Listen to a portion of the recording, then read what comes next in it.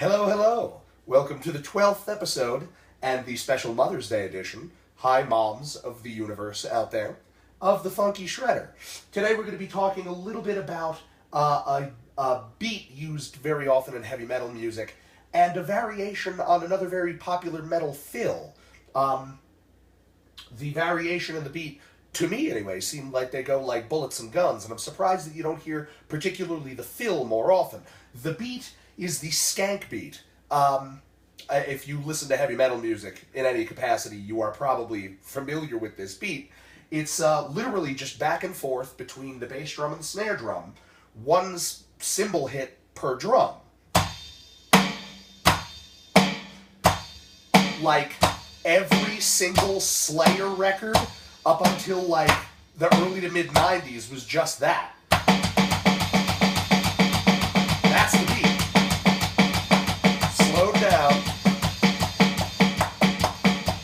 As you can see, it's just like one bass and cymbal, snare and cymbal, bass and cymbal, snare and cymbal. Drummers just play it like a jackrabbit on a hot date. Now there's a very popular hand-to-foot fill.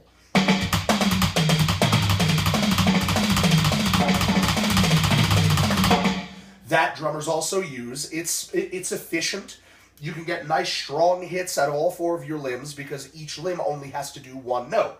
Hand, hand, foot, foot, hand, hand, foot, foot.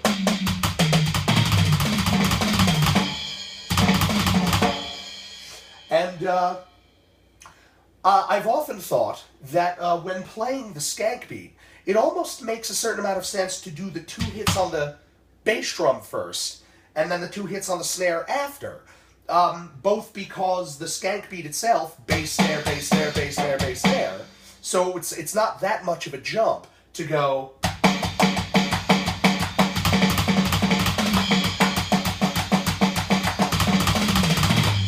and let the bass drum kind of happen first. And a secondary function of putting the bass drum first is that by the bass drum, the sound of it is very low, like thick, low sounding, whereas all the drums on top have like a brighter, like more trebly sound. And it kind of artificially, through the fill, keeps that back and forth feeling of the Skank Beat going.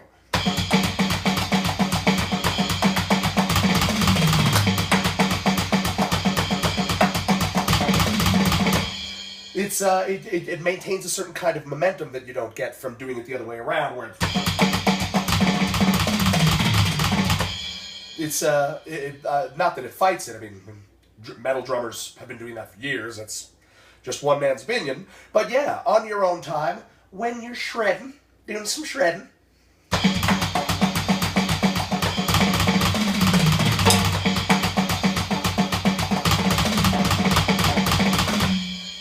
let the bass drum come first, friends. And now, tippity roll.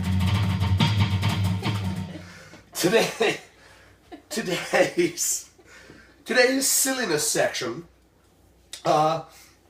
goes out very specifically to two of my youngest and most awesome viewers, Alex and Samara. Hi, Alex. Hi, Samara. Miss you guys. And also Mother's Day shout out to Lisa and to Josh. Hope you guys are doing well. Miss you times a million times infinity. That's a whole lot. And so there was, this is going to be a twofer today. Alex was curious about the silliest voice that I could do while singing a song, like an authentic impersonation. And I realized that though I am well practiced in the art of doing silly voices, actual authentic impersonations I'm a little weak on. I'm trying my best here for you, buddy. I was, the only thing I was able to come up with was Sir David Attenborough, the nature show host. What if he had written Don McLean's American Pie instead of Don McLean?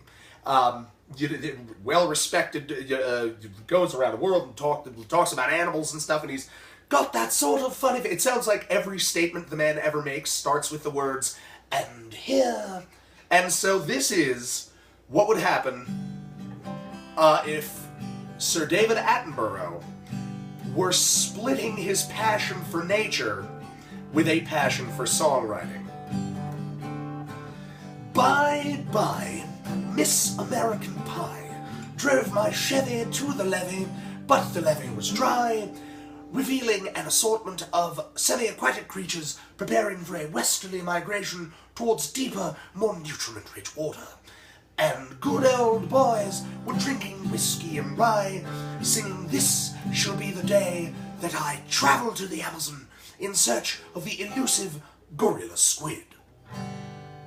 Woo. Those are the words, right? That's what the song sounds like. It's basically what the song's about. Just saying. And so, Alex, hope you got a kick out of that one. Your parents are awesome. I'm sure that you know who both the author of that song and the cool nature show host guy are. And for little Samara, for little Sammy. So Sammy has this beloved plastic axe called Chop Chop. She's adorable, cute, adorable little kid. Goes into violent berserker rages with said Chop Chop and goes around and defeats any scourge or threat, imaginary or otherwise. And so I came up with a little ditty for her about, if just imagine little Samara, the warrior princess, out on the plains, stoic, standing, defending the land, when all of a sudden, in the distance, she sees a marauding army of goblins and orcs. Whoa, here comes an orc. Whoa, here comes a goblin. Oh, oh, what does she do? Run to the monster, cut his face into it. Chop, chop, whoa, whoa. Sammy saved the day with chop, chop, whoa, whoa. And the monster went away in the face. Thanks, everybody. See you next time.